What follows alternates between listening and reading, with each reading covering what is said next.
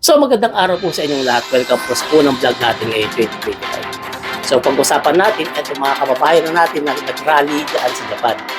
Ito mga OFW na to, wala tayong magagawa. Karapatan nila yan, mag-rally-rally dyan. Nagsagawa sila ng kilos protesta para suportahan si VP Sara. Hindi naman natin sila masisisi kasi siyempre nga mga bulag sila. Ngayon, etong ginawa nilang rally, naging matagumpay ba? Naging matagumpay ba itong ginawa nila? O hindi kaya nagdulot ito ng malaking kahihiyan sa mga sarili nila? Dahil kung titingnan natin, yung mga nagmarcha, mga nagrally na OFW doon sa Japan, kukunti lang rin naman talaga. Hindi man lang talaga umabot ito ng 1,000 sa tingin ko. Kasi kung titingnan mo, halos mga 200 lang yata itong mga ito. Pero gaya ng sinabi ko, karapatan nila yan ipakita ang kanilang suporta kay VP Sara.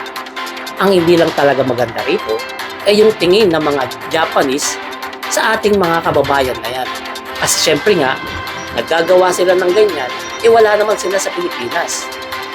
Nagkikilos, protesta sila sa isang lupa na hindi naman nila sinilangan.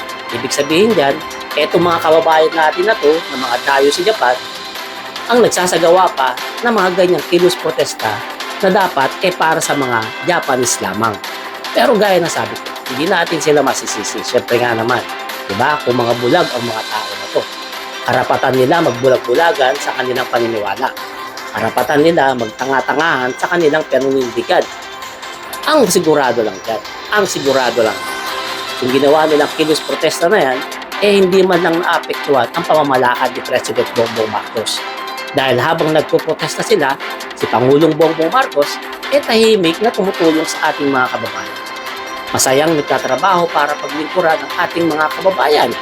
At higit sa lahat, masaya ang ating presidente na nakakatulong siya sa ating mga kababayan. Kaya itong mga rally-rally na to ay walang mangyayari. Kung yung mga nag-rally nga rito sa Pilipinas, yung mga maisog na yan, nalusaw na lang bigla. Hininto na lamang nila bigla kasi nga nalalaman nila na nagbumuka na lamang silang tanga sa mga pinagagawa nila. Yung mga rally dito sa Pilipinas, wala nga nangyari. Diyan pa kaya sa Japan? Hindi kaya yung mga OFW dyan na nag-rally, nagpapakita lang ng pagsipsip sa mga Duterte? Hindi natin alam. Tayo ay nagtatanong lamang.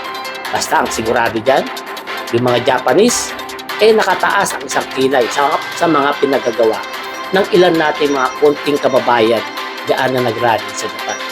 Inuulit ko, karapatan nila yan. Karapatan nila magbulag-bulagan at magbububuhan sa kanilang mga paniniwala. So kayo, ano sa tingin niyo? Anong masasabi niyo?